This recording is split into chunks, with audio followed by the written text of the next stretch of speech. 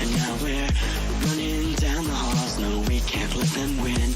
There's an evil inside that is lurking way down below, and if I can't hold to my breath, then I'm bound to become hollow. Can you say that I disappeared? Can you say that I wasn't there for you when you went into hiding on the front steps of your porch? And I reflected on the memories, but I put out that torch. Hey!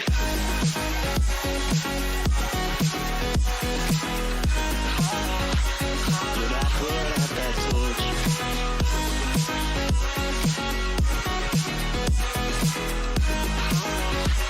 But I put out that torch. So now can you tell me where you want to be in time? There's a million different places and a million different heights. I'll climb the tallest of the mountains, the highest place I find, so that I can look over at before me what is mine. Can you say that I disappeared? Can you say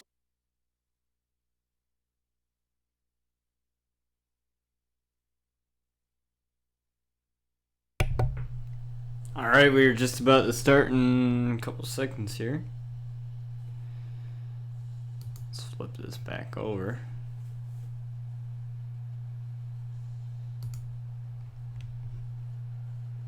There we go.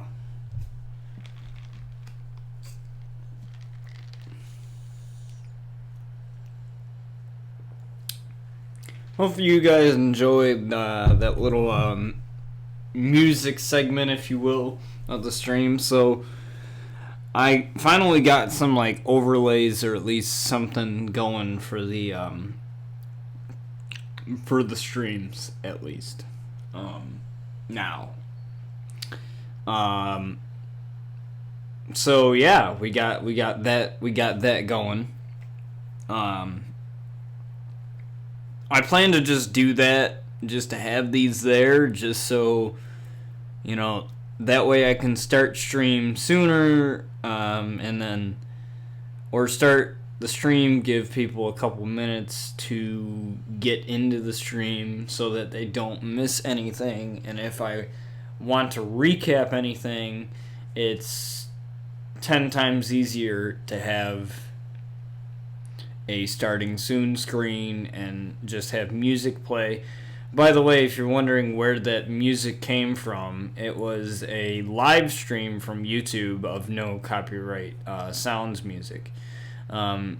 So that means that I'm free to use that music without like getting a copyright strike on YouTube or anything like that. That would be, which is why.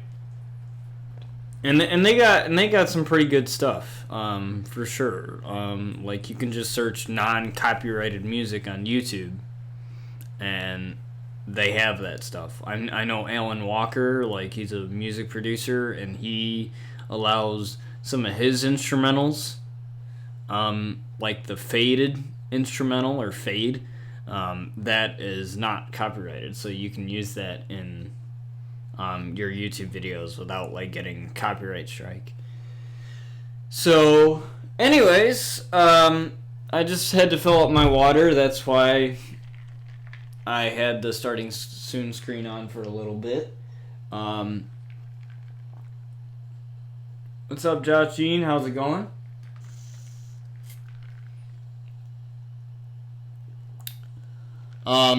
You have to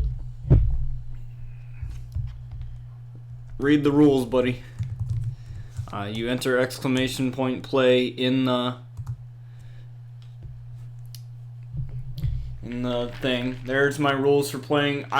For this universe mode, I do not play during the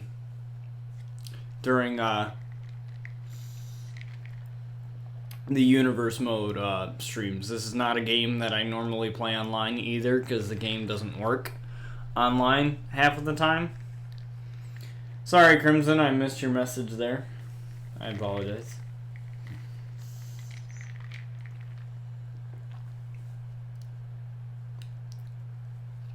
But that's just, it's nothing against you, Josh Jean. It's nothing against you. It's just that like a lot of I know a lot of streamers that I watch as part of the community that I'm a part of, Avenger Friends. They don't like it when people come in the stream and ask to play. So I don't care. Like, you can enjoy the show. I don't care what you decide to do, but I just have that just because as a community and as my channel and stuff like that, I like to have a certain reputation and a certain role, and regardless of my viewership on Twitch or anything, I just like to have that just to prevent any bad things from happening. So it's just good to have some set ground rules. But when do I stream? Mondays, Wednesdays, Fridays. Thank you for the follow, by the way. Mondays, Wednesdays, Fridays. Usually 1 o'clock, 12 o'clock Eastern Standard Time, PM, Eastern Standard Time. I sometimes stream during the weekends if I got nothing going on and, I just feel like hopping on. Sometimes I do Tuesdays and Thursdays, but my days usually that I'm for sure streaming are Mondays, Wednesdays, and Fridays. And that is because it's perfect for my college schedule, so when I get back to college, it's just perfect because I get out of classes sooner, and a lot of times I don't have homework, so if that works, then it's just easier that way. Obviously, as soon as I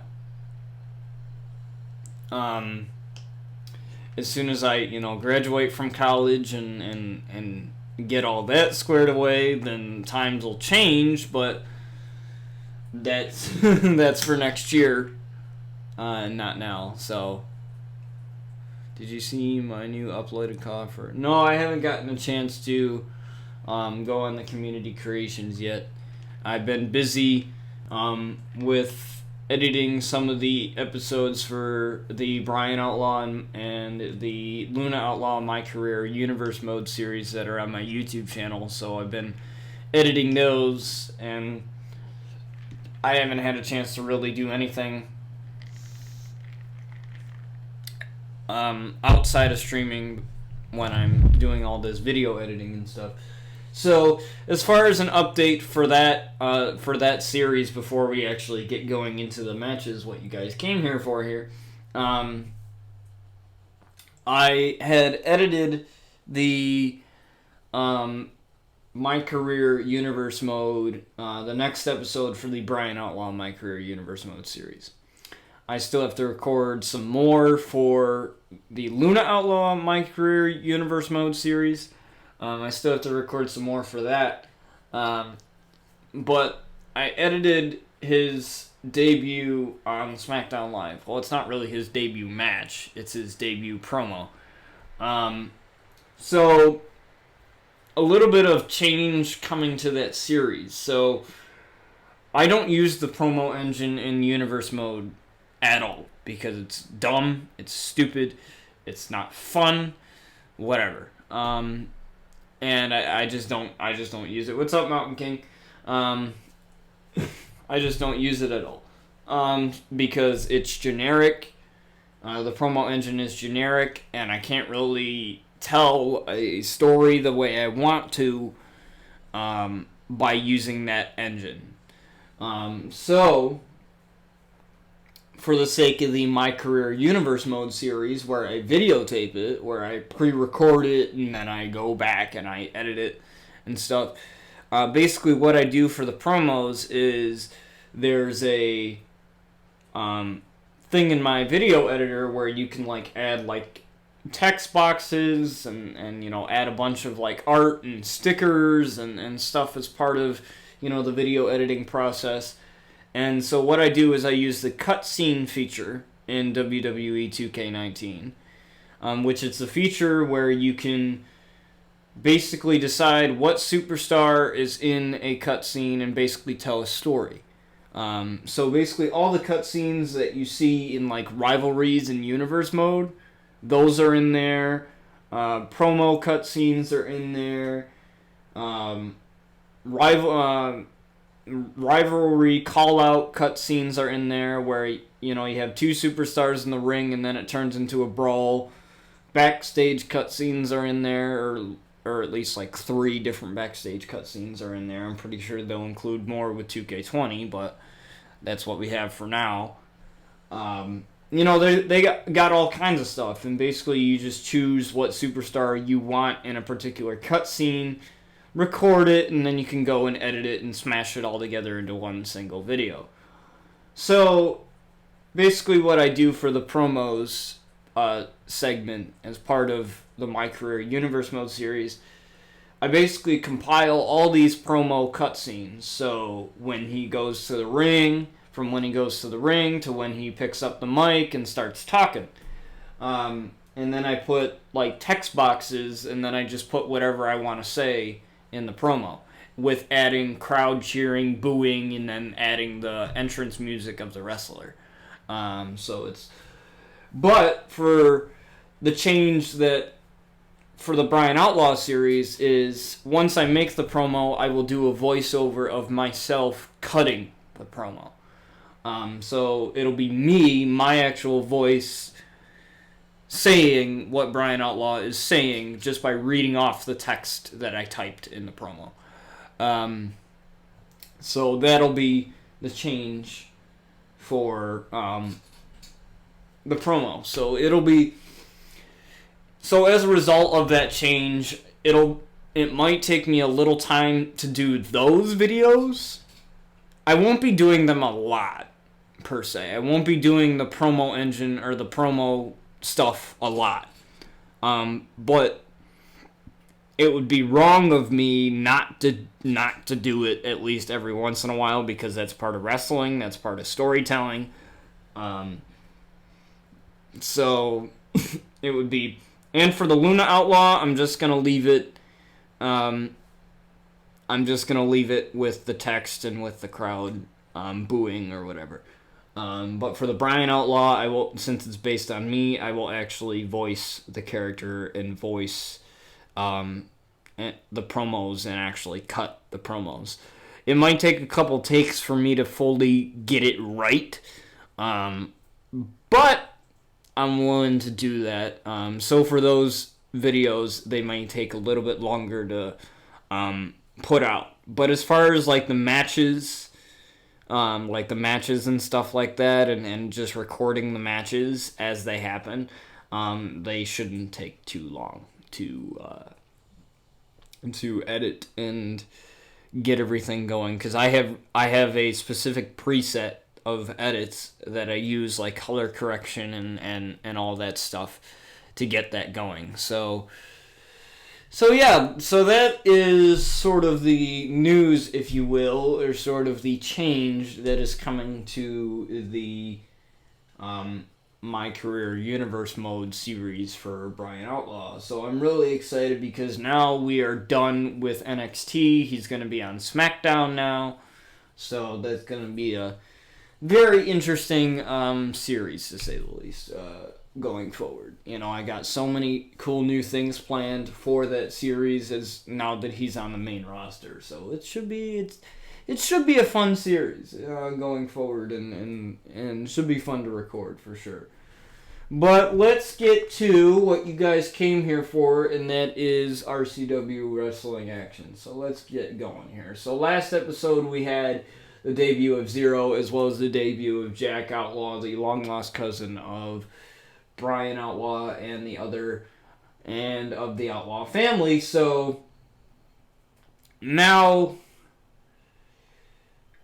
unfortunately for Jack, he lost in his debut against Randy Orton, but he will be facing Finn Balor tonight to hopefully redeem himself after a loss in his debut match. So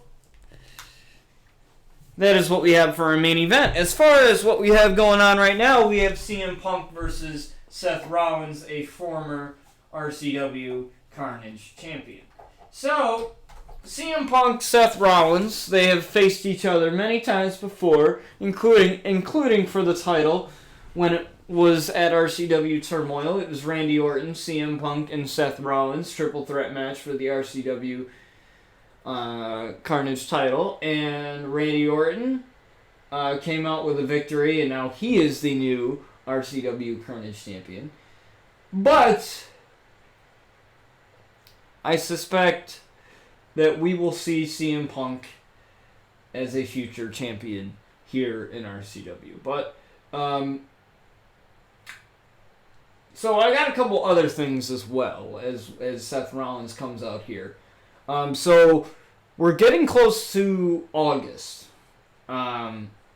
August 19th is actually when I start school again. We start a little earlier. Like, college sometimes starts mid-August. Sometimes, like, right at the beginning of September, like with everybody else. But we end, like, really early in May.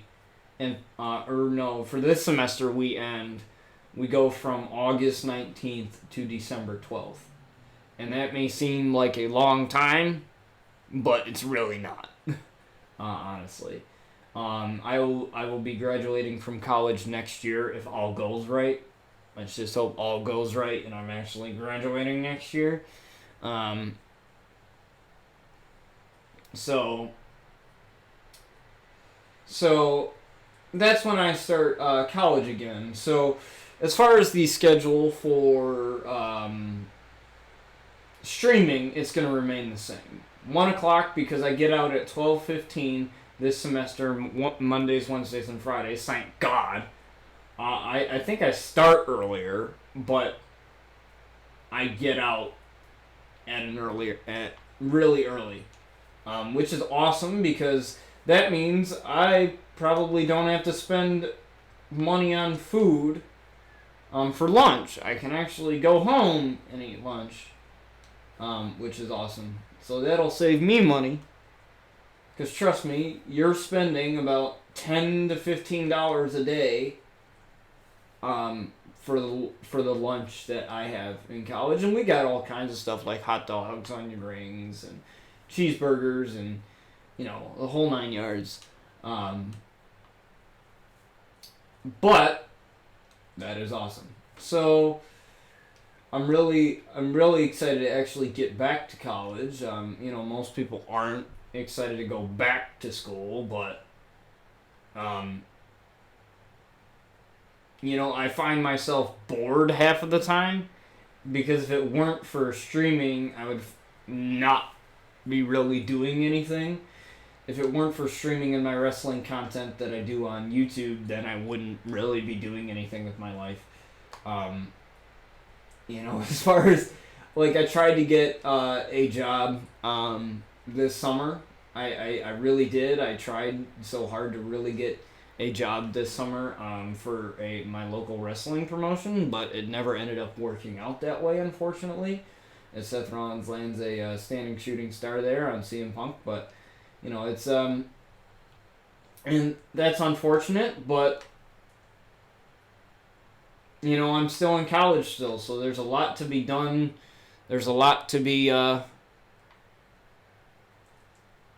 Yes, my brother always told me how boring it is going to be after school. Yeah, it is boring because then it's just searching for what you want to do.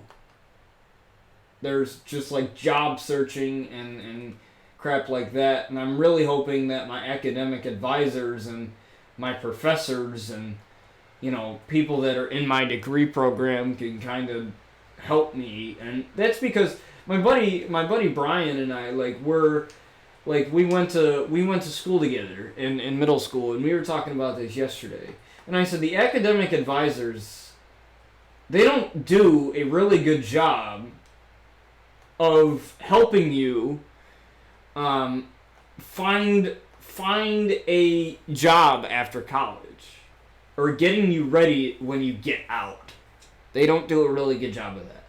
They do a really good job at helping you when you're there, like to get out of there, but other than that, they don't really do really good job of getting you ready, so then when you get out, you're like, alright, I got this piece of paper in my hand, what do I do with it?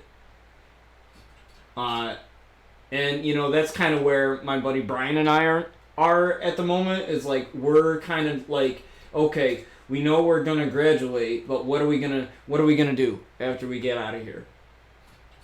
And you know that's the difficult thing, is like, you know, just finding out what you can do, you know, and it's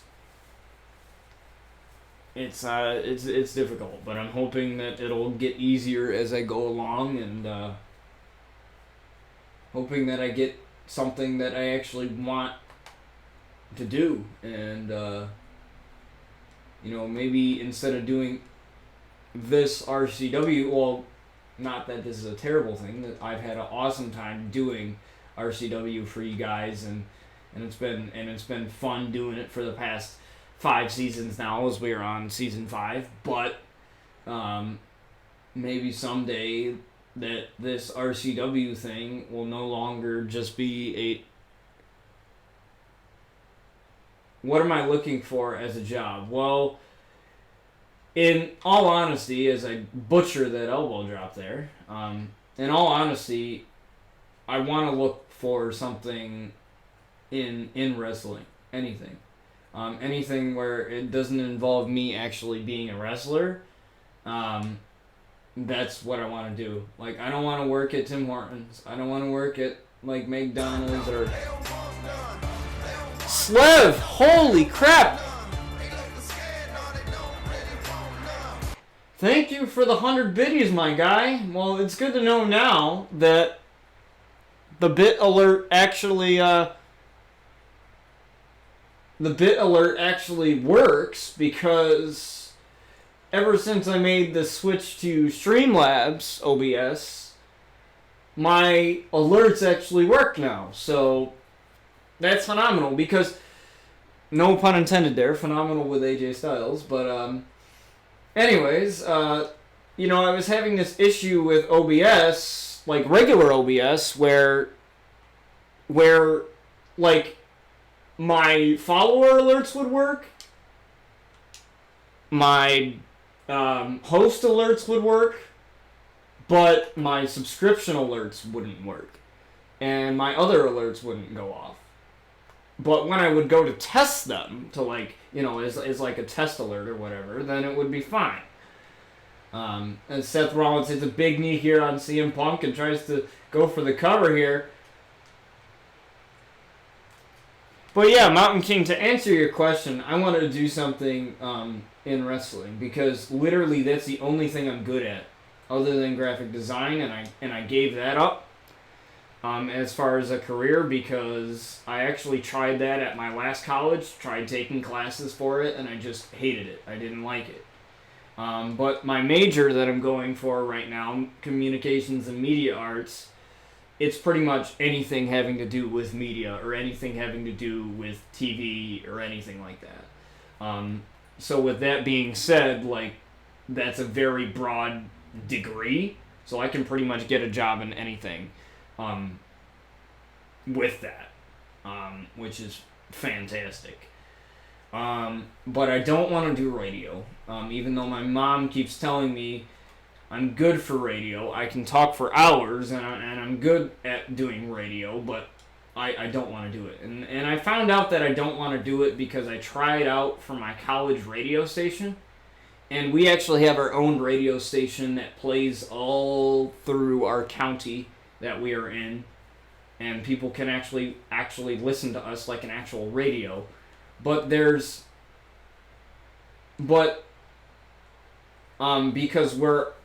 we are a non-commercial station, we can't say something like, hey, this is happening, check this out. We can't say that. There's a lot of stuff that we can't say as a college radio station. Like the FCC, the Federal Communications Commission, or whatever they're called, they unbanned the word ass on the radio, but we can't say it because it's because it's a college radio station. We're not allowed to say ass because it's a college radio station. Which kind of sucks.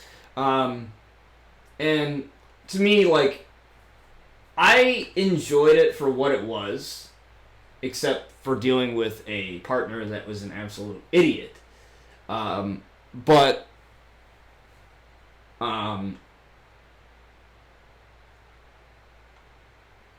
other than that,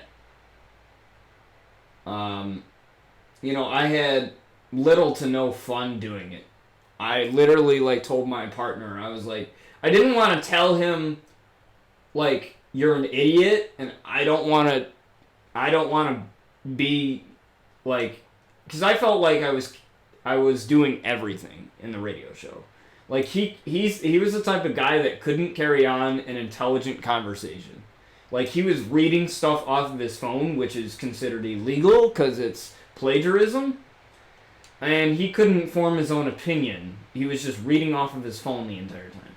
Like, I'd be talking and I'd glance over right next to him, and he would be talking on his phone, or not talking on his phone, but looking at his phone the entire time. And, it was just, a waste of time, you know what I mean? It was, I felt like, I felt like nothing was getting done, And ours was a sports talk show. We talked about, like, baseball, basketball, wrestling, whatever. And, it just wasn't fun anymore. And he was a wrestling fan, too. He was a wrestling fan. Which, that was, like, our biggest segment as part of our radio show, was the wrestling part. But I contributed more than he did, and he's like 40 years old. He's older than I am. He's probably like 20 years older than I am. And honestly, which means that he would have been around for WWF, and he would have been around for all that stuff. And I knew more than him. That's the thing. It's like, I knew more than he did, and he was around for, WWF and, the glory days of wrestling, and I knew more than he did. I contributed more to the conversation than he did. And that's really sad, honestly. That is really sad. So I was like, I'm not doing this anymore. And I told my mother, I said, I'm not doing this anymore. Like, I'm not going on radio anymore. So I was like, screw this, Mom, I'm not doing this anymore. Like, I'm not doing this as a job or anything like that. That's not what I want to do. So, I was just like, screw it, and right now I'm kind of at a crossroads right now. I really don't know what I'm going to do when I get out of college, but if I could do something like this, not necessarily like streaming as a job, but because that's freaking difficult. But I would love to do that someday, but it's not in the foreseeable future right now. But if I could do something like this where, I make storylines like I do for RCW, or I sit backstage with a bunch of wrestlers and be like, okay, this is your character, what's going on? Like, what are we going to do, to further your storyline or to further your character? That's something that I would love to do. Even if it's something that's off camera that I'm not a part of, like a segment or something like that. Like, in a dream world, I would want to be a part of, like, segments and stuff for wrestling. Like, even if it was just as long as I have full control over my character, as long as I'm able to say legit whatever, I'm okay with it. And a lot of times with indie promotions, they're allowed to do that. Which is why I would never work for WWE, because I can't curse as much as I want to. And I can't say certain things because Vince would have my head. But to work with Paige and Becky and all those girls, like, yeah, that's the only reason why I would go. That's the only reason why I would go. At the end of the day. But I do want to work for indie promotions because I've had so much fun going to them as a fan, and so much fun meeting wrestlers as a fan, and getting to be a part of that would be even if it's putting it all together, like getting it ready and making storylines and stuff and behind the scenes stuff and not being like on camera per se, I wouldn't mind doing that. I wouldn't mind doing that for the rest of my life until the day I retire. Because to me, it would never get boring.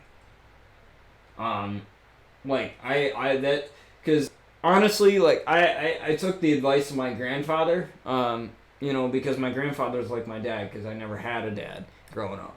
So he basically morphed me into the man that I am now. And he told me, he's like, don't get a job like me where you want to kill yourself all the time. He's like, he's been working in machine operations for a long time. And he actually is out of work right now because he hurt his shoulder. And, he's in his 50s. And I told him, I said, you need to start thinking about retiring. Because you're almost 60 years old. And with the work that you've been doing for so many years now, your body has aged and you can't do it anymore. Like you can't do it. Like you hurt yourself at work. Like you can't do it. I don't know what you're gonna do. Because now my grandma pretty much pays for everything, pays for the cable, pays for whatever, because he doesn't have money coming in. But he told me to get a job where I'm having fun and I enjoy life. And obviously as part of the work industry, like, you're not going to enjoy every day at your job. But at the same time, you don't want to wake up every morning being like, oh my God, I got to go to work today. And you want to be at a job where you love what you're doing. That's like the dream thing, you know what I mean? Otherwise, why are you in it, Like, why are you in a job that you hate? There goes from a chance where, making money and it's the difference between making money and loving what you do, It's like sometimes you have to, like, just deal with it. My grandfather is probably the strongest guy I've ever met in my entire life. Just because of all the crap that he's gone through over the years, especially with his health issues.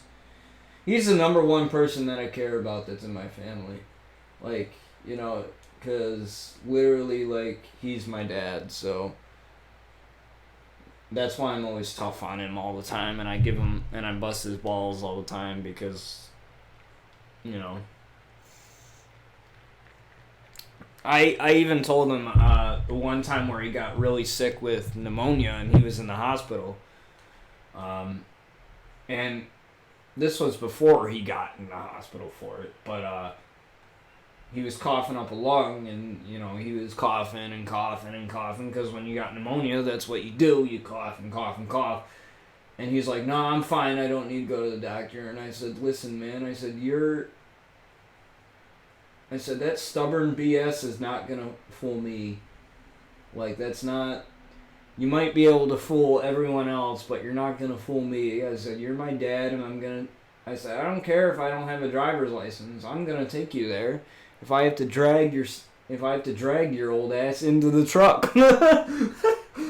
Like, I don't care. I said, you're not... And he always says, my grandpa, he always says, I'm going to die before I retire. So he goes, I'm going to die by the time I'm, he's a pessimist. Like, he is, he talks about, death all the time, and he talks about, dying, before he retires. And I'm like, no, I said, grandpas would kill to be your age, man.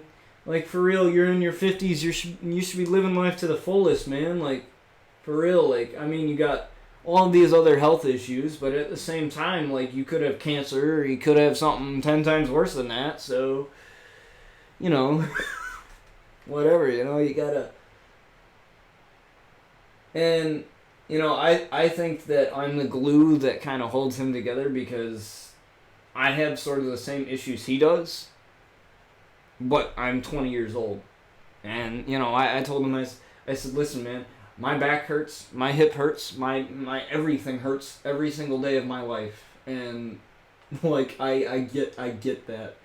But I told him, I said, you're not going to throw in the towel because I didn't, so I'm not going to let you sit there and just give up, because that's not, I said, that's not, and, I told him about, what I do as far as the streaming and the outlaws and stuff, and I told him, I said, you're an outlaw. I said, you're not supposed to give up, without Xanax, so,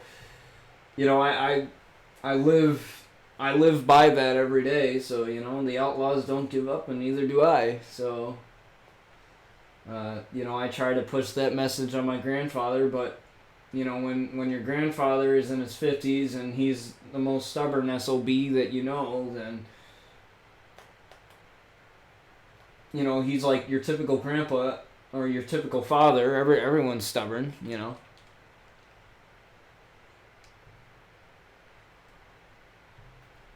But I love that man to death. I'd do anything for him. Like, that's the kind of grandson that I am, so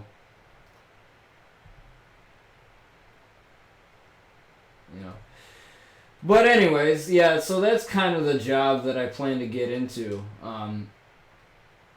But and the reason why is because, like, I'm good at it.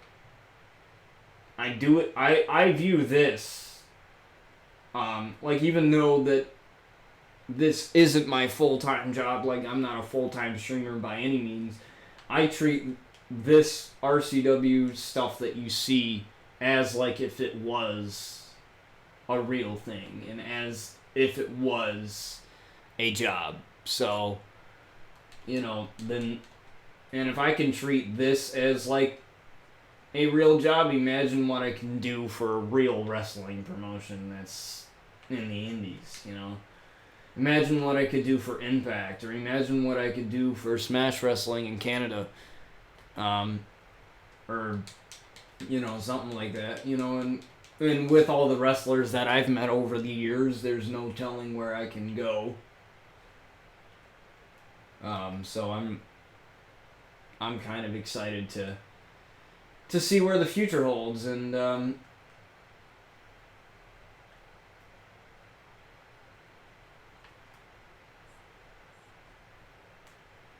but I literally told my mom that there's nothing that I want to do outside of wrestling.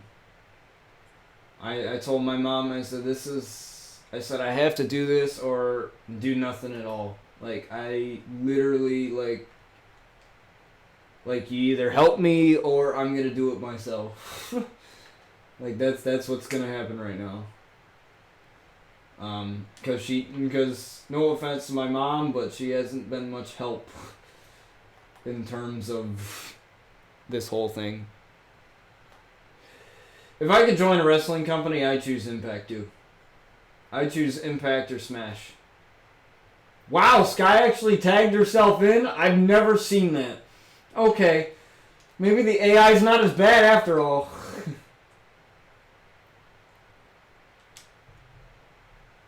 Okay, there's a lot of stuff going on in the ring here. First of all, the referee's paying attention to the pin count, and I can't do anything because I don't see... Because there's so many women in the ring right now.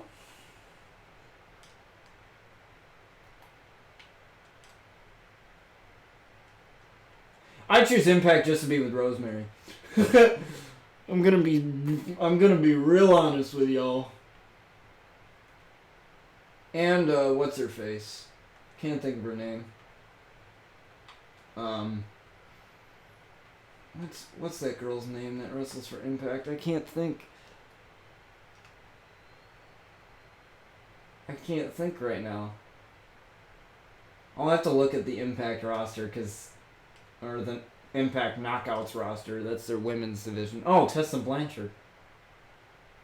I would love to be with Tessa Blanchard because I freaking love Tessa Blanchard. Or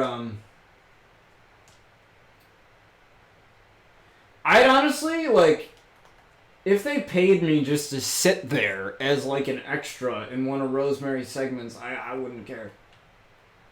I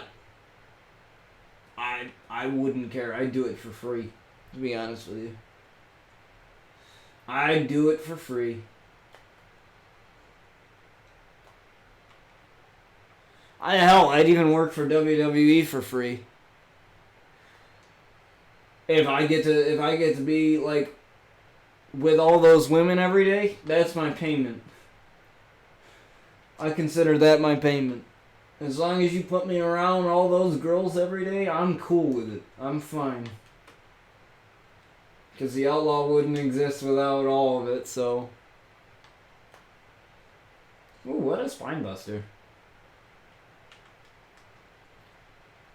You're gonna tell me that hot tag didn't happen just now? You're a sucker. you're a ladies' man. Well, yeah, hell yeah. That's the only reason why I watch wrestling now. It's because of the women's revolution. That's been happening in wrestling. Like, I've always preferred the women's wrestlers over the men. And it's only because I saw so much potential in them that was being wasted. And, when I watched Rosemary in TNA and saw what she did back in TNA when Impact was TNA, like, I was like, what they're doing right now is going to go a long way. Like, everybody loves to bash Impact and everybody loves to bash, like, TNA and or whatever, when it was TNA. But honestly, like, if it weren't for what TNA did with their women's division, none of the stuff in WWE would have happened. Because Impact was doing brutal women's matches before WWE was. There was no violent women's matches, and that's what I loved about Impact, is that they want to make women bleed, or they want to make, women be thrown through thumbtacks and, put on entertaining matches. Because nobody really ever talks about a normal one-on-one women's match. Like, there's very few matches out there in wrestling history that are just normal one-on-one matches that are women-oriented that everyone talks about. But, that Monsters Ball match that they had at Impact Slammiversary, that's going to go down in history as one of the best matches in, like, wrestling history. Because that was a really good match. But, it would just be cool to be around Rosemary and to be Rosemary's guinea pig. Or bunny, as she likes to call it, but.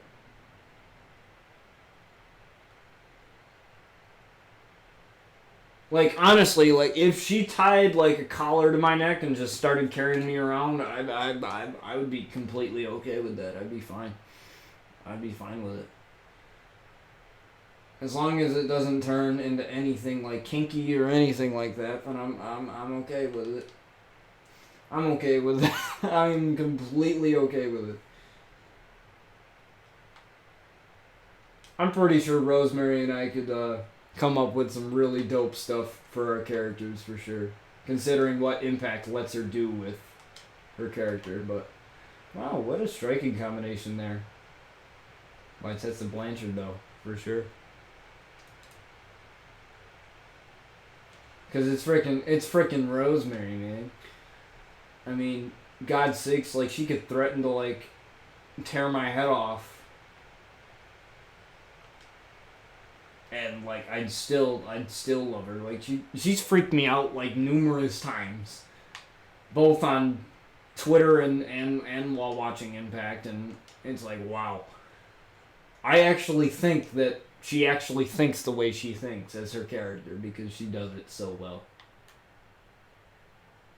Like, when she talks about, like, inevitable violence and carnage and, like, does a little evil laugh about it, it's freaking awesome. I'm just like, that's cool. That's cool. And when she brought the thumbtacks out in tribute to Abyss, who was a WWE producer now, but he was a wrestler for Impact, and she worked with him as part of Decay, and then and she grew up watching him, and then during the Monsters Ball match, she got out a bag of thumbtacks, and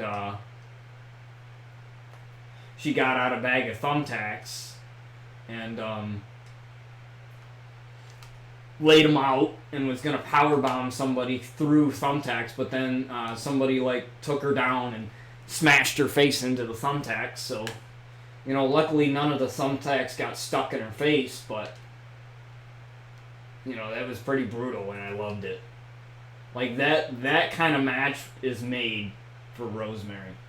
Like any violent match like that, her character will just feed off of it. And I swear, like, out of every woman in wrestling, like, she's the one that gets the biggest crowd pop. Like, once her music hits, the crowd goes nuts and starts chanting her name and the whole thing. It's insane.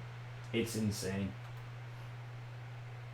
It's great. Like, even me, like, I'll sing the theme song when she's coming out. And, like if I'm wearing headphones and I'm watching Impact, like, if I'm wearing headphones listening to music on my phone and then Impact is going on my TV, and I know Rosemary's going to be on there because she's the top knockout that they have. She's the top women wrestler that they have in their division. And I know that she's going to be on there. If I know that's going to happen, then I'll be like, okay, I'll like throw my headphones to the ground and I'll be like, shut up, it's time for me to shut up, Rosemary's on, and I actually listen to what she says because I enjoy it. I enjoy every second of it. It's her segments, like, usually, like, I dread promo segments because sometimes they go on way too long. But with her, I could listen to her talk like that all day. All freaking day. Like, literally, if I did, like, an interview with her and she was in character, I wouldn't be able to control myself. I'd get into character with her. And that's what I do. Like, when I go to tweet her on Twitter, I get into her character and I talk like her in her character, and call her Demon Mom and stuff like that, because it's fun because she loves every second of it. It's kind of cool because she has like 2 Twitter accounts for her personas, because she has Courtney Rush, which is her like persona, her mortal persona, and then she's got Demon Courtney Rush, and then it's Rosemary. So Courtney Rush is like the host of the demon assassin Rosemary. And what's really cool is on her Courtney Rush account is she makes references to her other character, Rosemary, to her demon persona. Like, oh, you'll have to ask the demon. Like, if the demon Rosemary is on a card for an indie wrestling event, fans will go ask her Courtney Rush account if she's on the event, and she's like, I'm not on that. I don't know what you're talking about. You'll have to ask the demon. She refers to her demon persona as another person, which is really cool. Like, the interaction that she has back and forth between the 2 characters is pretty nutty. And that's what I like, is like somebody who takes two different personalities and like interacts between the both of them. I thought about doing that for Brian Outlaw, but like, actually I am doing that, I guess you could say, with the whole Rosemary storyline that we got going on right now. Because then you got the Brian Outlaw that's like the family man, and then you got the Brian Outlaw that's the demon. Or that's possessed by Rosemary. So I guess you could say that I'm kind of doing it, but in a way, but it's cool. It's really cool, to see it happen. And I ordered one of her T-shirts because she actually has full control over her merch designs, which is really cool. So that means that like she can design whatever merch she wants to make. And I ordered one of her shirts and one of her Courtney Rush shirts. And so I tagged her in it and said I ordered my shirt, and she replied with a gif of a dude dancing, and it says "Me too," and I said, well, can't you just ask the demon for one, because the demon's got one, so can't you just ask the demon assassin for one, or no, or what's going on? It's like, or is she not that negotiable? Or whatever, and it's just kind of cool being able to interact with her and her characters. Like it's pretty awesome. I enjoy it. I enjoy it when I can do that with wrestlers, interact either with my character or through my character with other wrestlers, and it's great when they allow me to talk in character with them, like whether it's my character or whether I imitate theirs. I think that's the coolest thing about wrestling, is being able to do that with them and being able to interact with them in that way. And if I could do that as a job every day for the rest of my life, I'd love it every day. Because you never know what you're going to get involved in.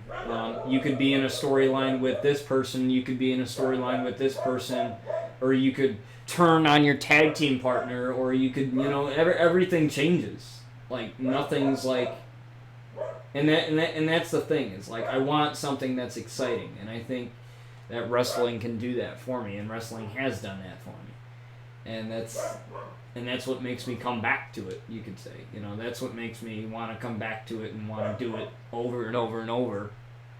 Because if I got bored of it, like if it was the same, kind of the same shit, different day. If it was the same thing over and over and over again, you wouldn't be seeing RCW right now.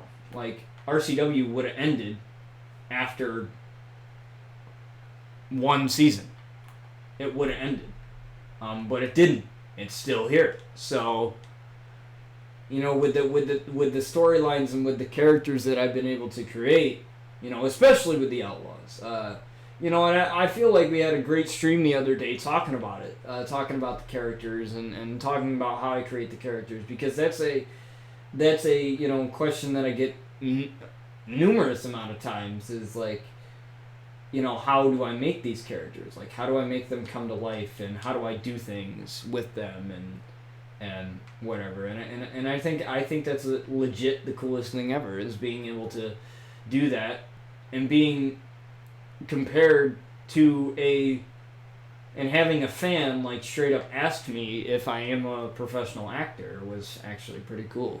To know that fans actually see it like that is pretty amazing. I will say so myself. That, like, I never pictured getting asked that question, and I was so flattered and so honored to be asked such a question. I find it a little ridiculous, though, that somebody would actually, refer to me as a professional actor, even though I'm literally doing all of this through a freaking video game, like, literally, that's what I see it as. It's just me doing this through a video game. I don't see it any different from that. But I guess for people to see it like it's its own wrestling show is pretty cool, I might say. I'm finally able to hit Sky's the Limit, and please tell me she's not going to kick out of this. Oh, and she did kick out of it, of course. Fantastic. The AI in this match so far isn't being totally garbage. Like, Luna's actually doing things. Which I'm surprised, because usually the AI is terrible. Alright, I want to end Noelle right now. And I think the only person that can do that is Luna, since she lost in her title match against Noelle Diamond. So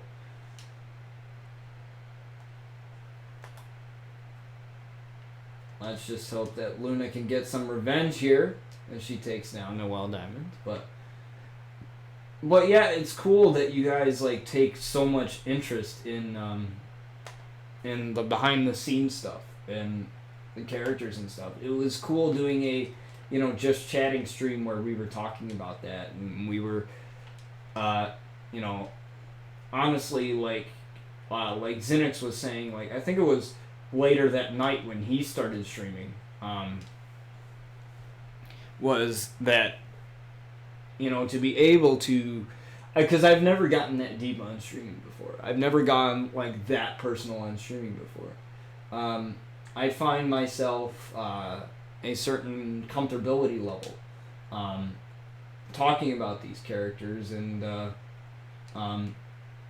associating these characters with a very, very, very, very personal part of myself, and being able to do it in such an entertaining way to the point where you guys love it. That's like, to me, saying that like you guys love a part of me because it's based on a part of my life. It's based on my life. And it would be really difficult to completely fake everything. Completely fake a backstory, completely, make it... Like, I've done it for other characters, but, to do it for the Outlaws, like, it would be just not in my wheelhouse, That was a perfect donning there by Luna. She's going for the count here, and Skies is not able to get Tessa Blanchard.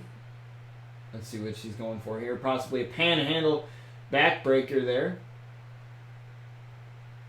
to Tessa Blanchard, and now it's just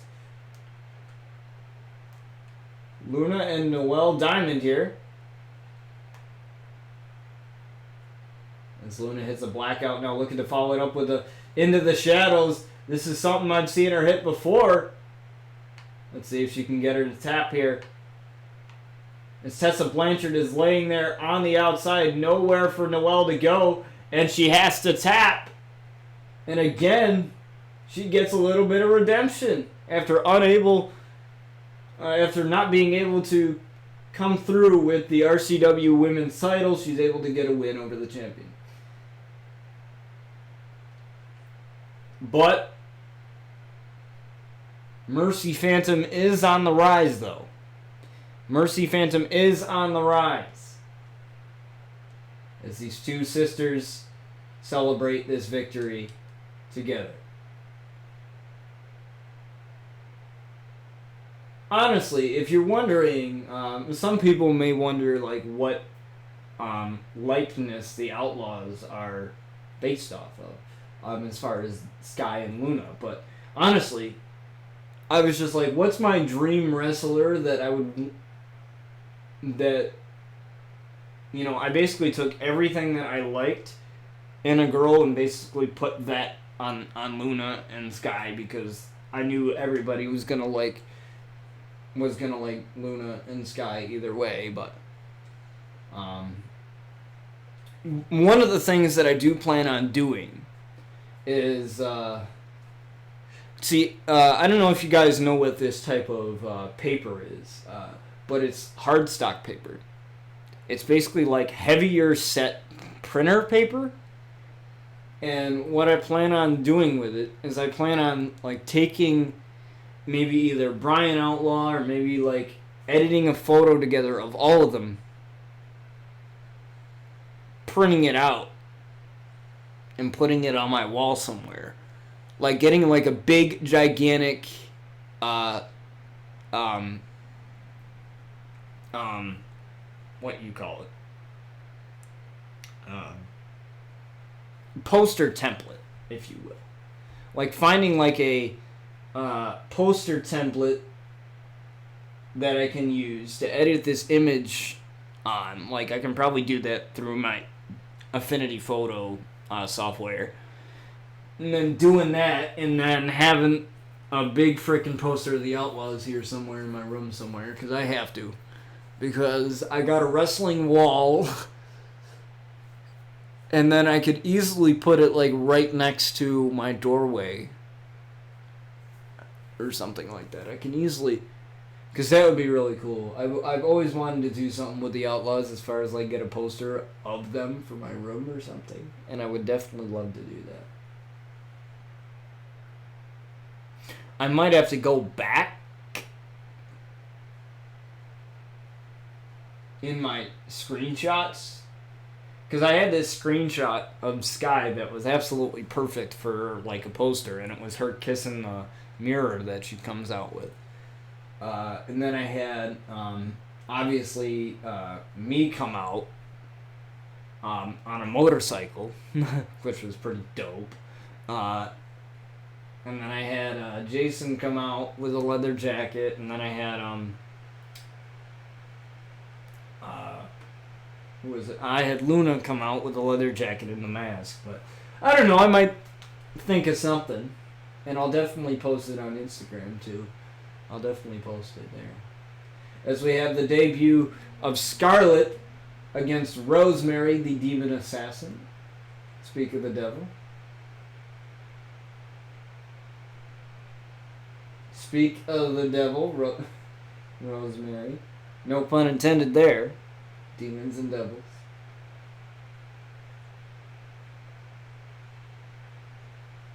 Heavily inspired by The Rock, Scarlett has been wrestling for quite some time on the indie scene, but now she's making her debut here in RCW, which should be fantastic.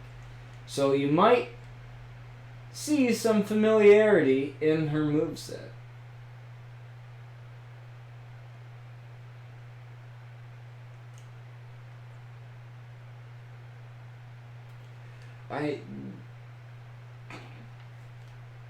I honestly, like, there's come to a point where nobody knows whether or not I'm in character or not now.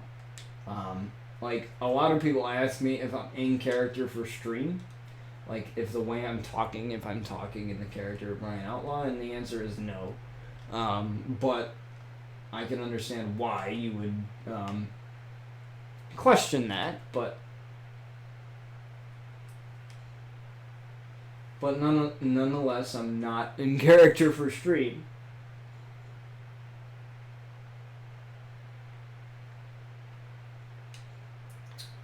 But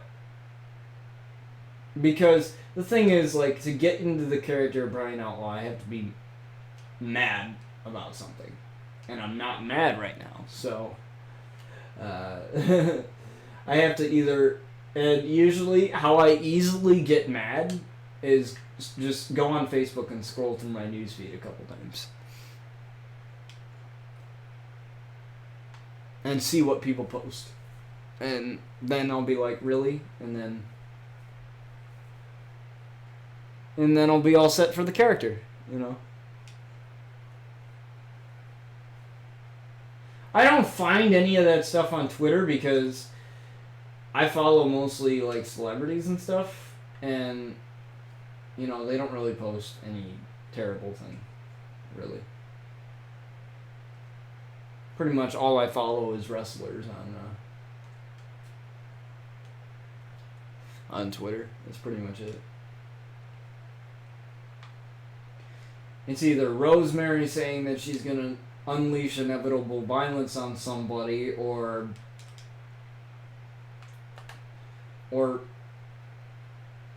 Paige posting a photo of herself. Which is always nice to get that nice visual in the morning, if I do say so myself.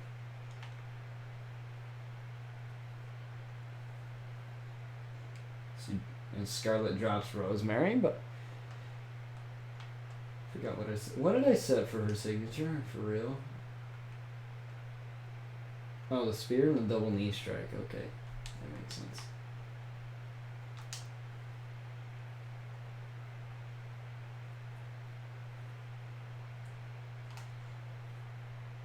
That was one hell of a spear there, I'm not gonna lie.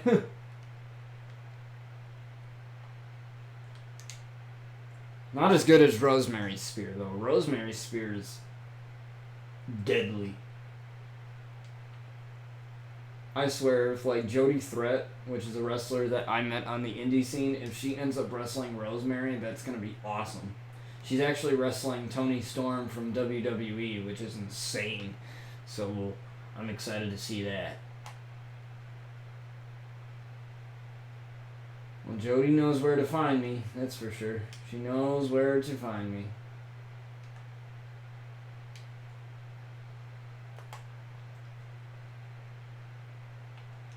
She knows where to find me if she needs me to pull some strings.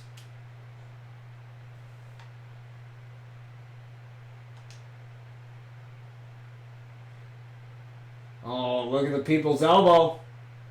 Like I said, she's inspired by The Rock here, going for the people's elbow. I really wish she would take off her elbow pad, though. That'd be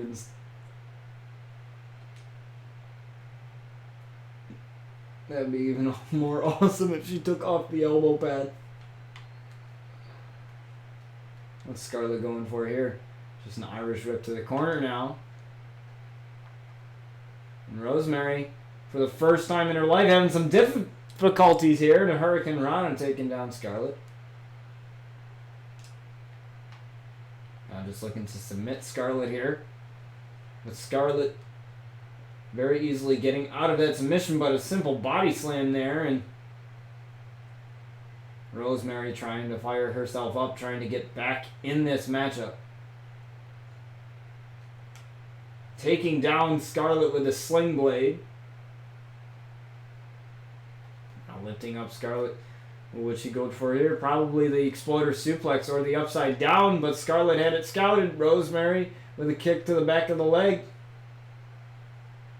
Now getting her to the corner now.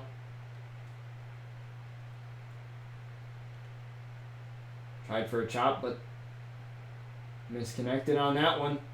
Uh-oh, Rosemary looking to throw high risk here. Suplex all the way from the top rope there.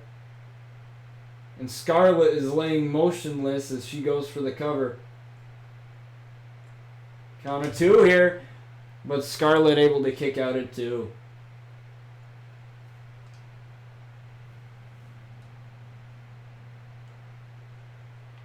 Just a simple working hold here on Scarlett is Rosemary, very, very skilled.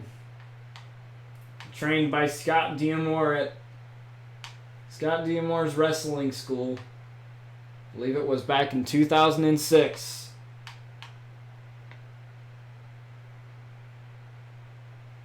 She would have been in her 20s then. She's 35 now. Hard to believe, but because she don't look like it.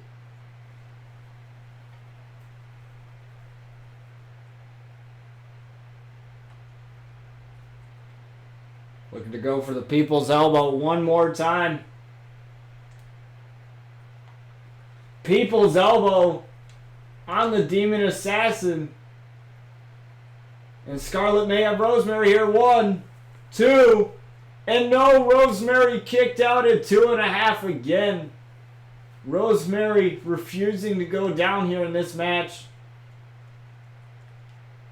But Scarlett is not one to get easily tempered, unlike the Outlaws. Don't tell them that I said that, but...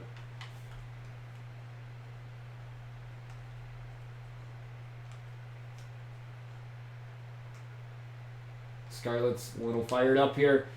Dropping Rosemary now into the corner.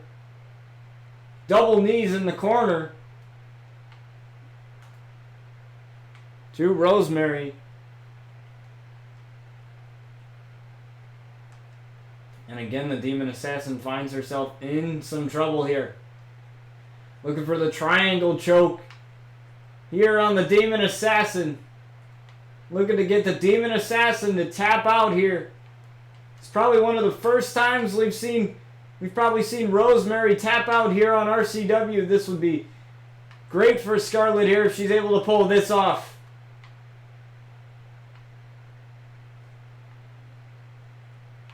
Referee in perfect position there, making sure that if Rosemary does tap, he'll get the right call. But Rosemary able to get out of that submission hold, but I think the damage might have been done there. Drop kick taking her down.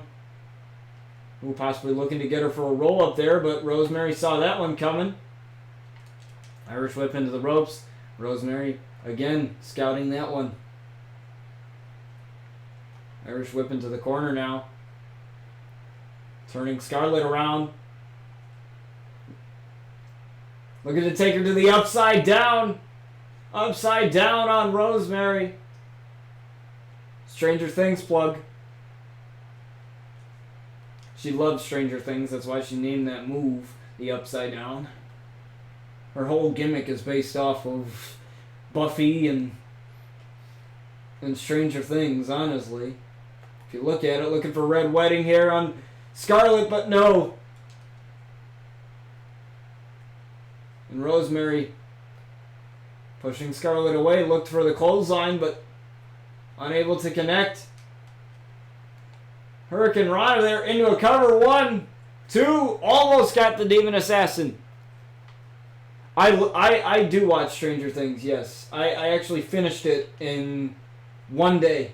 Watched the whole season in one day. Which was pretty good. I don't have cable, so I have Hulu with live TV and Netflix, and that's pretty much, and the WWE Network. So it's pretty much all I watch. Besides streams, of course, that's another form of entertainment that I watch as well. Is Scarlett again looking for that triangle choke, but unable to lock it in fully, and Rosemary using the power advantage that she has over Scarlett to get out of that one. Ooh, looked for mist into the eyes. But again, Scarlett saw that coming and a cutter. Cutter on Rosemary. 1, 2, 3, and she got Rosemary off of the cutter. She got Rosemary off of the cutter, and Scarlett is victorious in her debut.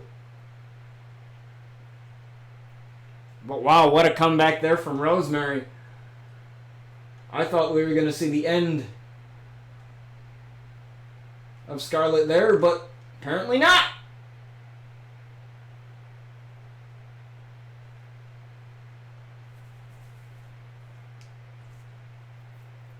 As we move on to our next match.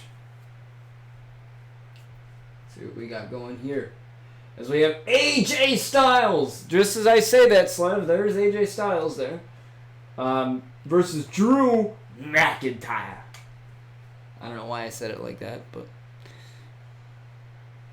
So, some of you may be asking why I made this switch from OBS Studio to Slobs. And honestly, it's simply because of the integration of everything.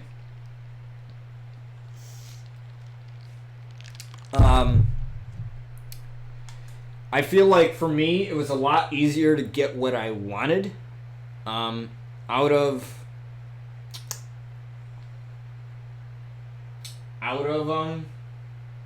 Slobs.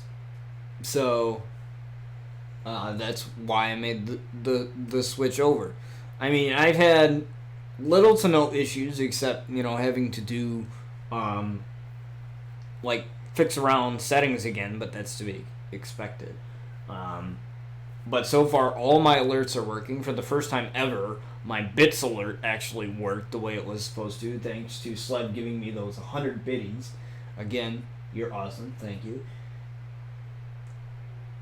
Yo, it's lunchtime. I'm gonna hit you up with a lurk, but I'll be back soon. Okay, go have some food. I'm never gonna deny somebody of food, because that would be cruelty right there. Making his way to the ring from Manhattan, New York, weighing in at 130 pounds, Ryan Outlaw. I freaking love that. I freaking love this though. I gotta tell you, Zinix,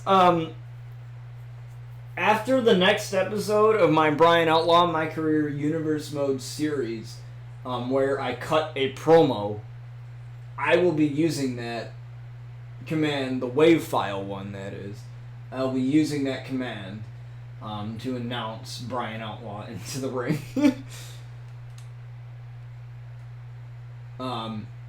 So, for those of you that weren't here earlier in the stream, I do a YouTube series, actually 2 YouTube series. It is the Luna Outlaw My Career Universe, or no, 3 actually. Luna Outlaw My Career Universe Mode series, where I take Luna Outlaw through WWE, and also the Brian Outlaw My Career Universe Mode series. And I made a change to the Brian Outlaw My Career Universe Mode series, where I started adding cutscenes in it, as well as I will be doing the voiceovers for the promos. So you'll be hearing me cut promos for Brian Outlaw instead of using the promo engine in-game. So that's going to be fantastic, because I write my own promos. I wrote it, I just have to do the voiceover for it, and then I have to edit around all the different settings that I have, with the crowd booing and the music and all that, and then I will have that up for you guys. But I'm really excited to do that, because you can hear me cut a promo. So that'll be fun. As well as we have the Botched Calls YouTube series, where I basically have AI versus AI matches on Legendary difficulty, which is the highest difficulty in this game. And I call the match without controlling it, as any other wrestling commentator would. And you guys vote on the matches. So I actually have a vote thing going on right now in my Discord, as well as on my Twitter. If you scroll down through my tweets, you'll find it. So this next episode will be a women's edition, and it will be either Paige versus Lita, or Tony Storm versus the Demon Assassin, Rosemary.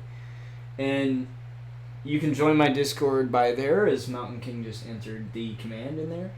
There's also a poll bot in there as well for that. So you have A and B as your choices, whether it's Paige versus Lita or Rosemary versus Tony Storm. And that will be coming soon. And you guys decide the matches, and that's something that I'll be doing periodically. So you guys have I set it to about a week, so you guys have maybe about 4 to 3 days left of the Twitter poll. I'm not sure how long I prolong the Discord poll for, but I will take all the results into account. So the Twitter poll and the Discord poll. Right now, I believe Paige versus Tony Storm versus Rosemary is in the lead right now, as far as what's going to be the next match, but still plenty to change, or still plenty of stuff to come ahead of everything. So it should be good matches either way. I would definitely love to see Tony Storm and Rosemary duke it out in a match at some point. That would be a great match to see.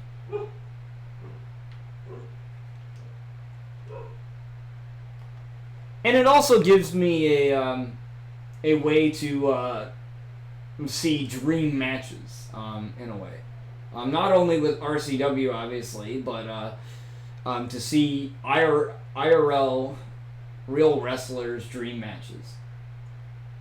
Also, in the Brian Outlaw My Career Universe Mode series, every once in a while, we will have dream matches. So maybe it'll be Brian Outlaw versus Shawn Michaels, or Brian Outlaw versus The Undertaker, or Brian Outlaw versus Stone Cold Steve Austin. Every once in a while, we will have episodes where there's like dream matches, and we'll do those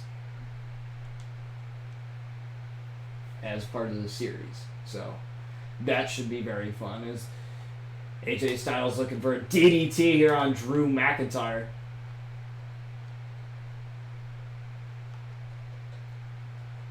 Looking for a calf crusher here on Drew McIntyre. Very close to the ropes, however. Drew McIntyre easily getting out of that as his legs weren't weak enough to lock in that submission. I'm honestly loving AJ Styles' heel run right now. With the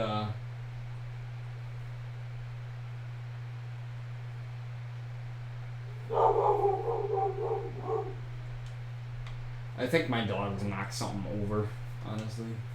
I heard a big boom earlier.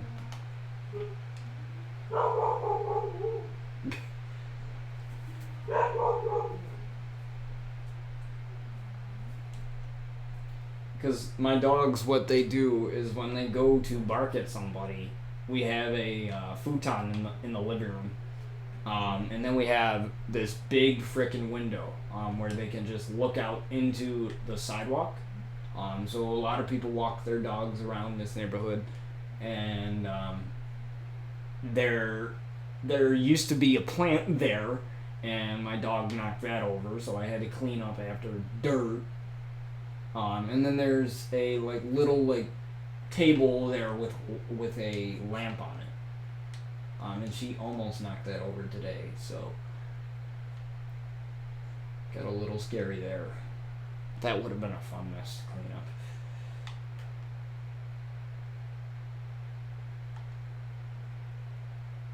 Because she goes nuts to the point where she legit doesn't care what she knocks over.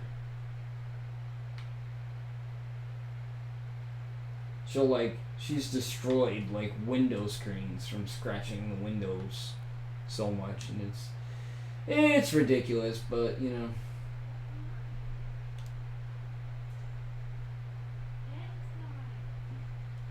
It's AJ Styles. It's a Styles Clash on Drew McIntyre, but a kick out at 2.5.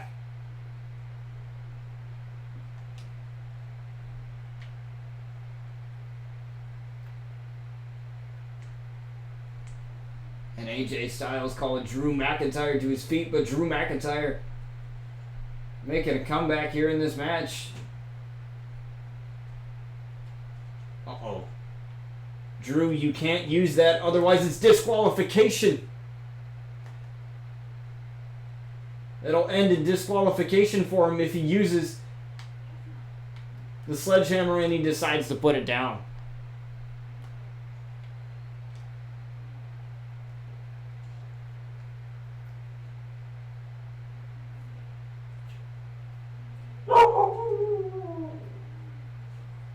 So annoying.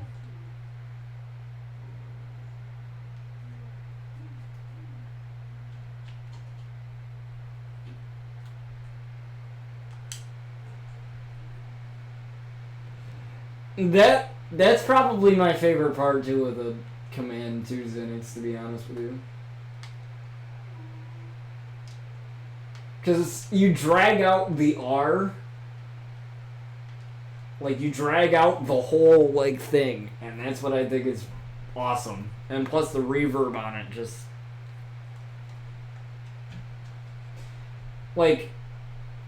my audio teacher always said, when in doubt, add reverb. On anything. Doesn't matter what it is, it's just gonna sound a lot better. It doesn't matter if it's what you're recording. If you add reverb on anything, it'll just sound better. And I think you dragging out the R in Brian was dope. And I think that's what made it sound good.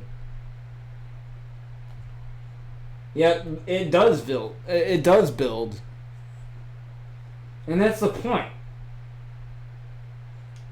Like, there's this guy that does the announcing for AEW, All Elite Wrestling. And the way he does it is insane. Like, he'll drag out the people's names. Like, and like, he'll drag out, like, syllables. And it's insane. Like, it's one little, tiny little part, but you could tell he's so passionate announcing those people's names. Even if it's the smallest thing in the world. With announcing, it's announcing the guy's names, which is probably the smallest thing ever in wrestling, but it's so cool the way he does it. I find the little things in wrestling, like, satisfying. Like, the way somebody commentates, or, you know, like with JR and what he does with commentating, it's insane. Like, he commentates it like a fan would. And he's been doing it since 1974, so better be doing it pretty well. And another rope break, as you saw, Drew McIntyre's foot was on the bottom rope there. Good eye on the referee. Looking for a Styles Clash again. Here on Drew McIntyre, Styles Clash on Drew, and that might have busted him wide open there. 1, 2, and no! Drew McIntyre again kicking out of the Styles Clash.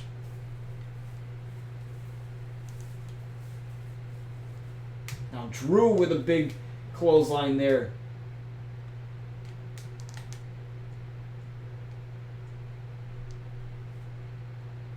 Now just going ham on AJ Styles right now.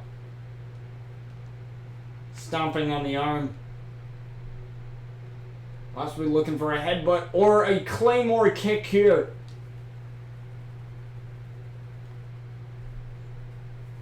Or a DDT. That'll work too. And Drew McIntyre gets the win over AJ Styles. In quick fashion, just like that. He came back in the match, kicking out of 2 Styles Clashes. And the Scottish Psychopath is victorious over AJ Styles.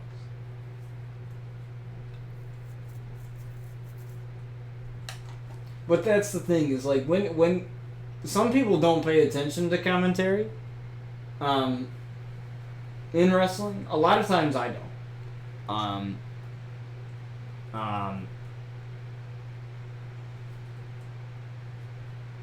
Because I find it obnoxious sometimes.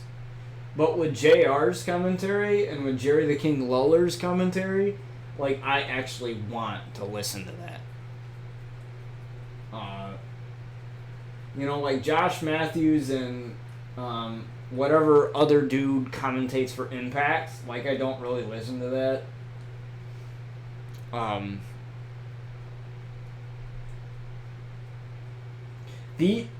The interviews that he does, that Josh Matthews does with Rosemary, are hilarious.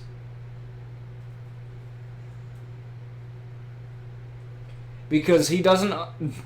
The thing is like, he doesn't understand... He, like, plays dumb.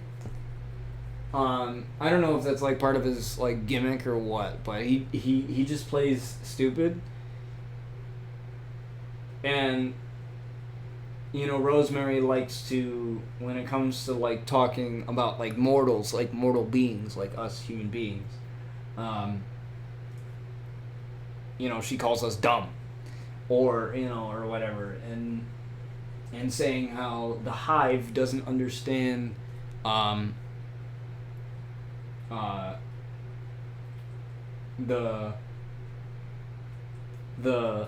mortals or whatever. And it's so funny because there's this one instance where Josh was talking about the undead realm, which is the realm of the undead bridesmaids and the undead bride Su Yung. And that was the realm where Allie died. Well, not died but was killed off at Impact. And he said something about, like, how would you get there? Like, how would I enter it in Waze, which is a, like, GPS tracking app? And she looks at him like, Waze? And he goes, oh, it's a GPS tracking app. And he goes, is there Wi-Fi there? And she goes, absolutely not. Like, it's kind of funny how she answers stuff. It's hilarious. It's so funny. I don't know why, but it's like, I usually am not entertained by wrestler interviews, but because Rosemary does everything in character and you don't know what she's going to say, that's what makes it entertaining. And she enjoys it. Like, she has so much fun being like that. And she wouldn't have it any other way. That's why she stayed with Impact for so many years. That's why, like, when TNA folded and then Impact formed, you know, and everybody likes to hate on Impact as a company, but if you look at it from Rosemary's perspective and how long she's been with the company, like, she has been one of the only original Impact stars to stick around, and that's because she is control of her character and she's allowed to kind of do whatever she wants to do. And, you know, when you're in a company that allows you to do that, then why leave? You know, and you're having fun and the fans still love you. Like, even when Rosemary was heel with Decay, the fans loved her. Like, even me, when I was watching it happen, I couldn't boo, because it was awesome. And when she was in the feud with the Hardy Boys, it was great. When she put, like, a pumpkin, I think it was on Matt Hardy's head or something like that, and kicked him and threw him. They were, like, in a parking lot, and it was Crazy Steve, Jeff as Brother Nero. That's his TNA gimmick, and that was Matt Hardy, and I think he was Woken, Matt Hardy. And they were in a parking lot fighting each other, and Rosemary was beating the hell out of Matt Hardy, and I thought it was the coolest thing ever. And I think that's where she learned how to be the character that she is. That's where she learned her promos. You work with somebody like Matt Hardy, who I consider the king of kayfabe. I consider him the king of being in character. Like, he can... The way he talks as his gimmick is phenomenal. Like, I consider Rosemary and Matt Hardy the king and queens of character creation. And of being in character and making it believable that they are actually like that IRL.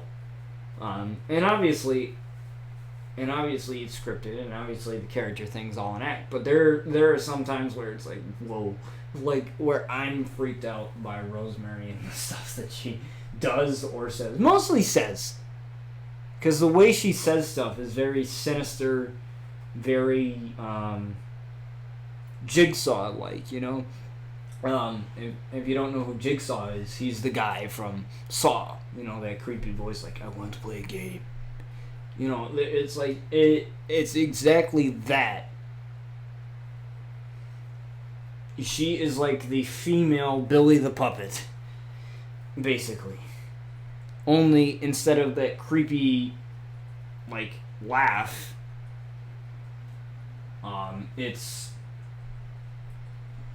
it's her saying something. That's it. Thank you, Burn40, for the follow. Oh, I forgot Zenix. Yeah, you're a mod. I was gonna say, did I assign a mod role for you? Slab's a mod, I think. Dozer's a mod. Zenix is a mod. There's a lot of people who are mods. But that's really, I think that's really what inspired the Brian Outlaw demon character was Rosemary's character.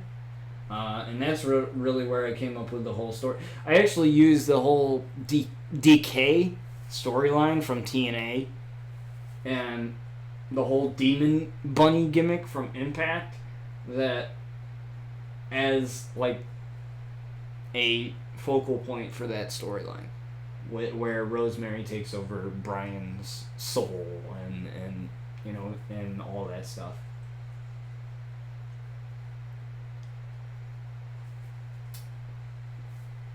It's actually working out fairly nicely. I really like how the storyline is going as we are headed into RCW Liberation. Now, some of you may be wondering, like, when is the show gonna stop? Like, when is the show gonna end its 2K19 cycle and we're on the road to 2K20? Well, I don't know exactly. I don't know what we're going to do as far as doing another season. I don't think we'll be able to fit another season in simply because the fact that we're doing this once a week now rather than doing it twice. I have no idea what we're going to do for season 8, if there is a season 8, that is. If there is a season 8, I have no idea what we're going to do. But it should be fun nonetheless. Or not season 8, season 6. Why am I thinking way above season 6? I just realized that. It's only season 5. It's not season 8. Not yet. We haven't. However, I'm hearing rumors that there's going to be a remaster of SmackDown Here Comes the Pain, which was a old PS2 game I used to play when I had my PS2 back when I was younger, and it was probably the greatest wrestling game I've ever played in my entire life. You know, everything was good in that game. It was fun. It's not like this where it's simulation based. It's more arcadey, which is kind of what I like. I mean, I love the simulation stuff, and I love the ability to like switch modes to make it more arcadey and to make stuff more fun, I guess. But it was nothing like Here Comes the Pain. There's no game out there like that is like that game. Probably besides the other SmackDown games. And that's what I'm hearing. There's a rumor that they're going to remaster it for Xbox One and PlayStation 4 and PC as well. And I'm totally getting that game if that happens. And we're definitely going to do something on that. I think it had GM mode in the game. I think if I remember correctly, like I'll have to look everything up, like the feature list, and I'll have to remember everything, if I remember correctly. But I think it had GM mode in the game, and I had a seasons mode, which was like my career mode, but it was more fun. It was 10 times more fun than your traditional my career mode that are in the 2K series. It was so fun. It was so fun. I absolutely loved it. And we'll definitely do something for sure for that game. As Jack hits a flashbang here in the corner against Finn Balor, and he's definitely redeeming himself here against Finn Balor after the loss to Randy Orton, looking for the atomic bomb here on Finn Balor. Looking to pin Finn Balor here early on too, and Finn Balor with the kick out. But I plan to do something really awesome for that game. As far as to what, I don't know yet, because again, it's been years since I played that game, and I don't even remember the features that were in that game. Besides, like, season mode and, you know, your standard exhibition and all that other good stuff. Like, I don't remember much of the game, so I'll definitely have to do my research, look something up, and see, you know, what possible things I could possibly do with the game. Like, if we could make an entire universe mode out of it, because obviously a remaster of a game, they add new features to it. It's not just a complete graphical overhaul, usually. A lot of times they add new features to it, which I guarantee with this remaster, if it does happen, it's just rumored right now. It's just rumored. But if it ends up actually happening, if they do something where it's like the WWE 2K series, where you can upload your own logos to the game, we can make an entirely new RCW, but with a different promotion, different roster, but more arcadey based instead of more simulation based. It'll be the same thing that you see here, just, I guess, more fun and less AI clunky. Because, you know, I hate playing tag matches in this game. Because of the way the AI acts sometimes. But in Here Comes the Pain, you could actually call in your tag team partner to help you. You could actually, like, signal them to come into the ring and help you. So they weren't standing there doing absolutely nothing. And the AI actually worked in that game. Like, there was a lot of stuff in that game that actually worked. Which I don't know why this has happened for a lot of, like, the newer games, I should say. I don't know why, but what I've seen happen is the AI has gotten worse in every other, like, WWE game. Like, the 2K series, whatever other WWE, like, licensed games there is, the AI has gotten worse as the games have obviously gotten newer. Which I don't know why. There shouldn't be a reasoning behind that. But, you know, it's, I guess, okay. I guess it's not too bad as Jack Outlaw looking for another atomic bomb, and he lands another one here on Finn Balor. But again, Finn Balor with the kick out at 2.5.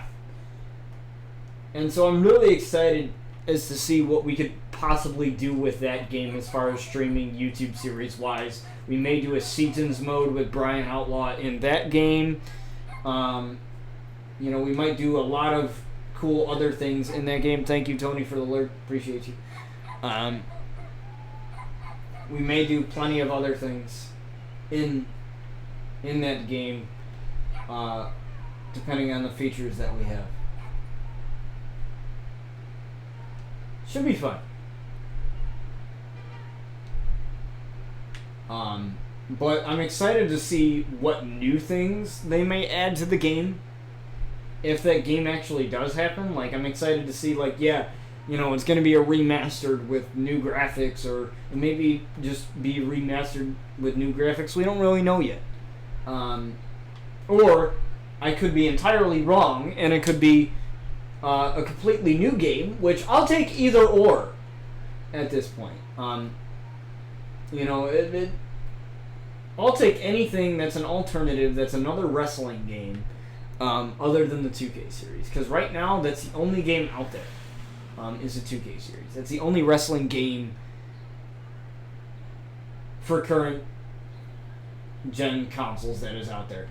There's another atomic bomb here to Finn Balor, and I think this is over for Finn here. 1, 2, and no! Somehow Finn kicks out at 2.5.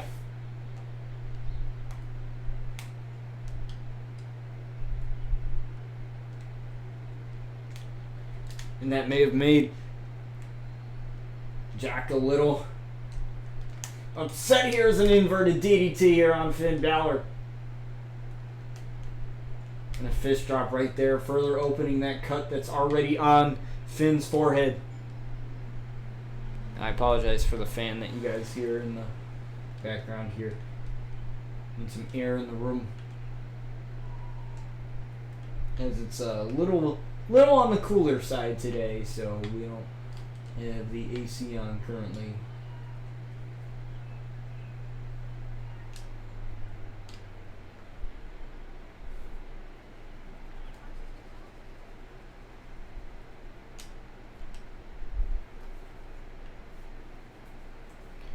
As you can see, the bloodied face of Finn Balor, and I think Jack is going for another flashbang on Finn Balor.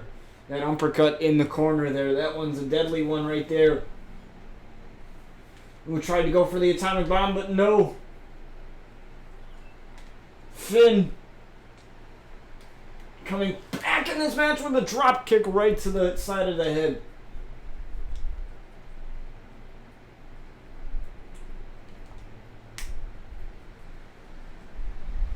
And a huge arm drag there by Finn Balor.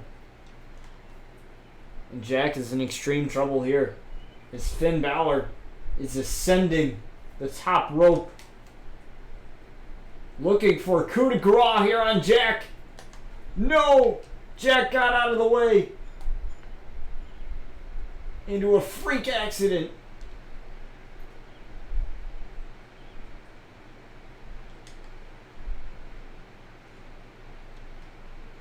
Now tying the ankle up here. Here Finn Balor able to finally lock something in. He hasn't been able to really get this hold to stay in here. Trying to get Finn Balor to tap out. But Finn, as resilient as he is, fighting back here against Jack. But I gotta tell you, when they announced, when one of the developers or one of the workers for Ukes, who develops the WWE 2K series, and it used to be THQ back in the day. One of the original guys, I believe his name is Brian Williams, of THQ back in the day. He made an announcement saying that he was in the studio or something, or in the studio with his workers, and played a lot of Here Comes the Pain. And it was something about a new project that they were working on. But he alluded to Here Comes the Pain, so we could be possibly seeing a remastered of Here Comes the Pain in the future, as Jack Outlaw gets this win over Finn Balor with another atomic bomb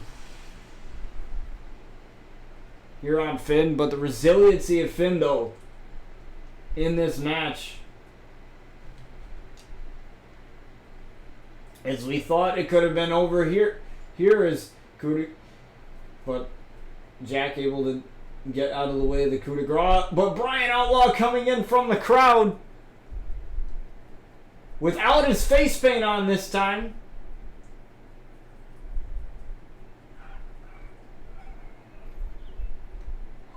Sending Jack a message. Now possibly looking for the jailbreak DDT here, as the referee has to gain some control as he calls his cousin Jack to his feet. Jailbreak DDT, but he misconnected. He landed to the left of Jack, and now Jack's going to fight back here. But again, Brian fighting back with the Northern Lights. Now finally going up to the top again, looking to connect with the jailbreak DDT. Calling Jack up to his feet. And again, he misconnects with a jailbreak DDT. Little bit too close. Little bit too close there. And his attack backfired. His attack backfired. But this is very interesting as we are seeing Brian Outlaw without his face paint this time. But maybe Brian decided that he wanted to look Jack right into the eyes of Jack with his normal face. But definitely this family tensions, this story hasn't ended as we inch closer to RCW deliberation. So that'll be it for today's episode for RCW. So I'm glad I got to talk with you guys, and kind of just about upcoming stuff that's just happening non-streaming wise and streaming wise as well. Obviously with college coming up soon, I'll have to figure out around that. Because I know a lot of people that that stream that have jobs, that have work to go to. So in the event that we have to change the schedule, we will make those changes accordingly, and those will be right there. Essentially, I'm really excited for future wrestling content, to make some more wrestling content for you guys. I'm excited to have some really dope content coming out for you guys as far as like the My Career Universe modes go. Like those are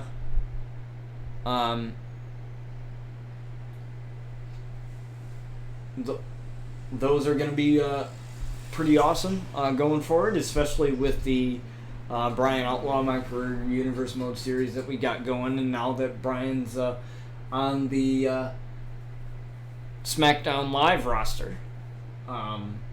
It should be pretty fun going forward as far as to what we do with that. I honestly cannot wait for to do more things in regards to that series. I got many things planned for that series. Now that we're using the exhibition feature, which is just regular, where you just regularly play matches, you go to play matches, and that's what it is. Now that we're just using that along with the cutscenes, it allows more creative freedom. It allows more, storytelling to take place, if you will. Because I felt like with the universe mode, a lot of the stuff was generic. For this particular series, for this RCW series, it's completely fine. I'm completely okay with using the universe mode and the generic run-ins and stuff like that. I just stopped using the promo engine. With the WWE universe mode with Raw and SmackDown, I'm completely okay with using the generic universe mode. However, I hope in 2K20 we get some universe mode gets some more love. And for the people that do actually take part in these things, like me and a bunch of other content creators that I know, they will have more options to for their content. But I love using the exhibition feature, or just the regular exhibition thing that's always been in the WWE 2K games, and then using the cutscene feature to make promos, make run-ins, make call-outs, make whatever. Literally, the world is your oyster with that feature, because you're able to customize the cutscene to your liking, as far as camera angles, who's in the cutscene, what cutscene are you picking, and other things like that. There's like 80 or something like that, cutscenes for like universe mode, where it's a champion being attacked from behind after a victory, or something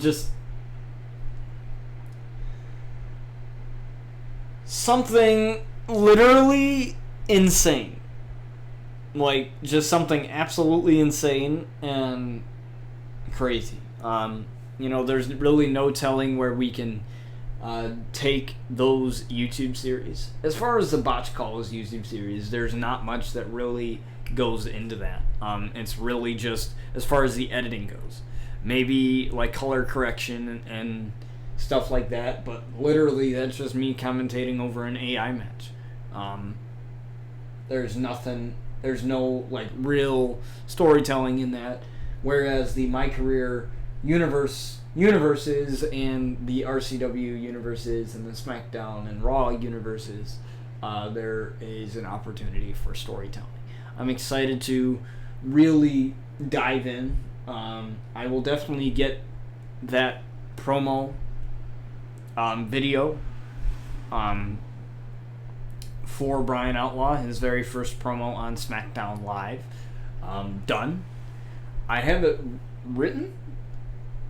I just have to do the voiceover for it. And then as soon as I do the voiceover, make edits to the voiceover like noise reduction so you guys don't hear like maybe a fan or I've been noticing like just a lot of the like ambient noise, like white noise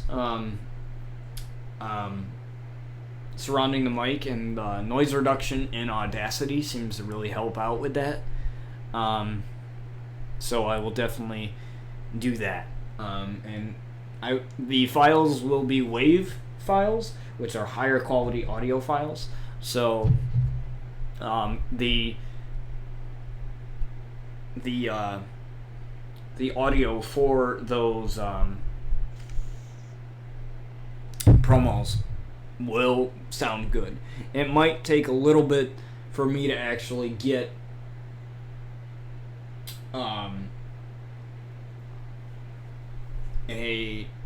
the effect that I want to get on it.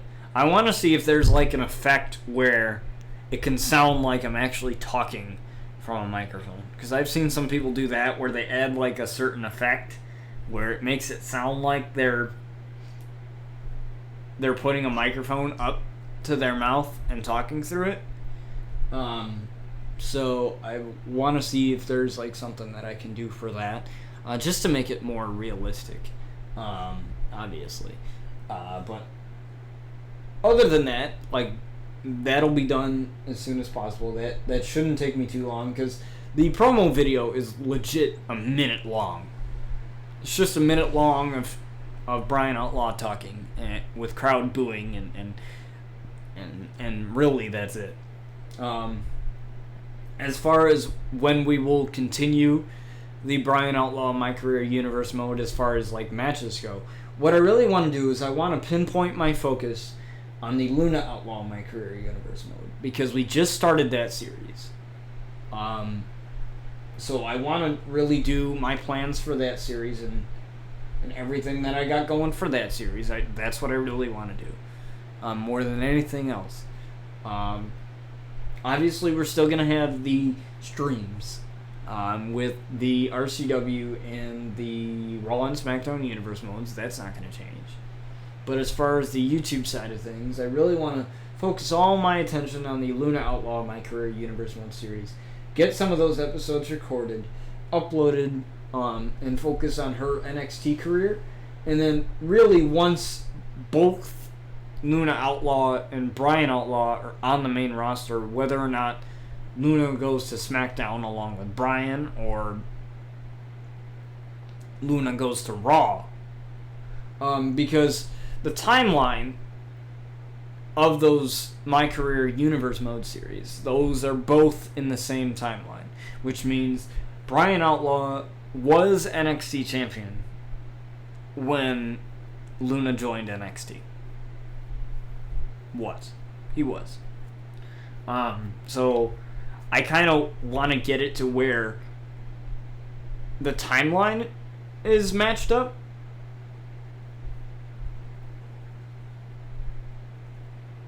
And then as soon as I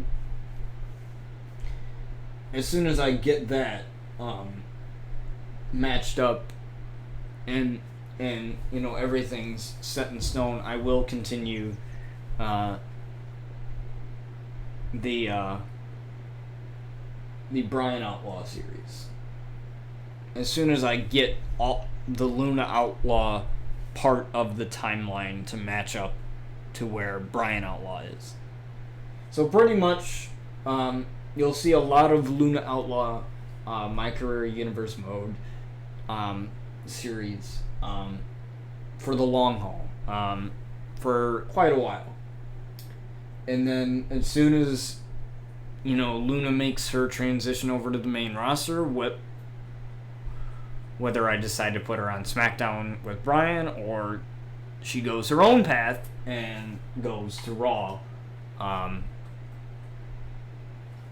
or we could even make it more interesting with her going to SmackDown with her brother. Because that would be, a little bit of a family reunion, if you will. And the reason why I chose Luna Outlaw over Sky is because Luna is the youngest of the Outlaws. So she can make history.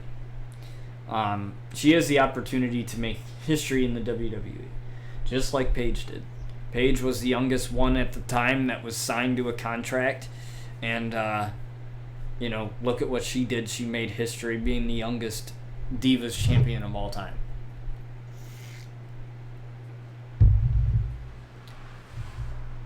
And look at what she did in her career. Not only did she make history, but she changed the way women's wrestling is, along with so many other great women in WWE. So, with that being said, with considering Luna's age at being 19, as far as the universe mode goes and everything, and considering the amount of people that are in this game, and considering the editing and it being a pre-tape series, there's so much we can do with Luna Outlaw in WWE and in the Indies if we choose to take her there. That would be fantastic. And I'm really excited to see where we go with those series, because even now as we speak, I don't know where I want to go with those two series. I have an idea of where I might want to go with those two, but I also may change it. So oftentimes I surprise myself a lot of times. With the RCW storylines, though, they tend to be set in stone, but usually when changes happen, a lot of good comes out of that. So I'm hoping that whatever we decide to do with those series, wherever we decide to take that series, that you guys enjoy it. And I actually right now, while we're on stream right now, I actually might as well make I'll do it off stream. So I will be making a YouTube command so that you guys can just enter YouTube, and a link to my YouTube channel will pop up, just so that you guys can have it there. I know it's down in my panels, but you guys will have another way to access it, and that's where you'll be able to access all my other wrestling content, including the streams, because they are archived, uploaded onto my YouTube channel afterwards. So with that being said, we are going to look to see who is streaming at the moment. I just kind of want to see for myself for a second who is streaming, see if we have an opportunity to raid anybody. And yes, we do. We have Dozer, we have the Real Fat Tony, and we have Crow. We got Dan the Man Disease, and we got Prox, and that's what we got here. So I'm gonna send you over to a real good friend of mine. His name is BulletDozer911. He is currently playing Rocket League, and he's just an amazing person all around. And yeah, so we're gonna send you over to him.